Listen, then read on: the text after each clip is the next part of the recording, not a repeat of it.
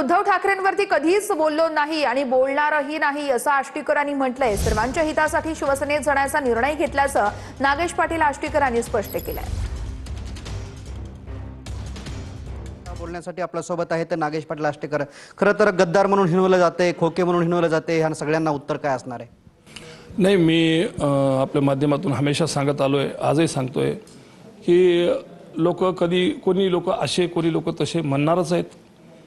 2 दिवस 4 दिवस चर्चा चालते, पण मी जे हे काही निर्णय घेतला तो सर्वांच्या हिताचा म्हणूनच घेतला। शिवसेनेचे प्रवक्ते म्हणाले की हे का पाळणा घर आहे काय सांभाळून घ्यायला, ह्यावरती म्हणजे कुठेतरी बाळासाहेब ठाकरेंच्या वक्तव्याची खिल्ली उडवली असं म्हणणं आहे।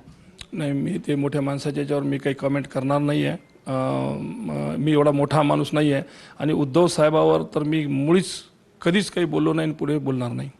संजय राऊत म्हणतायत की 13 तारखेला 15 कोटी आले आणि काल YB चव्हाणला सेंटरला जाण्याच्या अगोदर 35 कोटी आले। पण त्यांनी जर म्हणले असतील तर त्यांनीच आणून दिले असतील मला, त्यामुळे त्याला चांगलं माहिती असेल।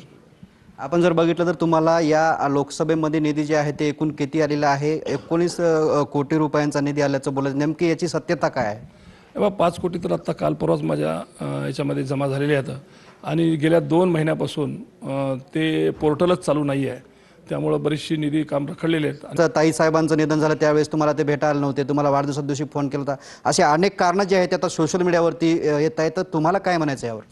नाही, मला काहीही या गोष्टीवर म्हणायचं नाही आहे। मी कोणावरही नाराज नाही आहे, उद्धव साहेबावर तर बिलकुल नाही। उद्धव साहेबांनी मला खूप प्रेम दिलं, मी अजिबात नाराज होऊन कुठेही गेलेलो नाही, कोणताही पाऊल अशा या पद्धतीने उचललं नाही। माझ्या मिसेस गेल्याच्या नंतर ते आले नाहीत हे याचं काही हे कारण असू शकत नाही आणि माझ्या वाढदिवसाच्या शुभेच्छा द्यायचा का, माझा आणि त्यांचा वाढदिवसच एका दिवशी येत असतो। शेवटचं ऑपरेशन तुडवा असं संजय राऊत म्हणजे आमचं ऑपरेशन तुडवा आहे आता सुरू होणार।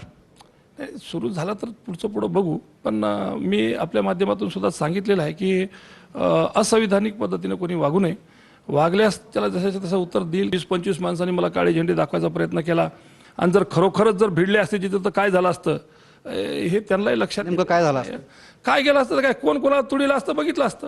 नागेश पाटील आष्टीकर, कॅमेरामन अनिकेत दहातोंडेसह मी रमेश चेंडके, TV9 मराठी, हातगाव, नांदेड।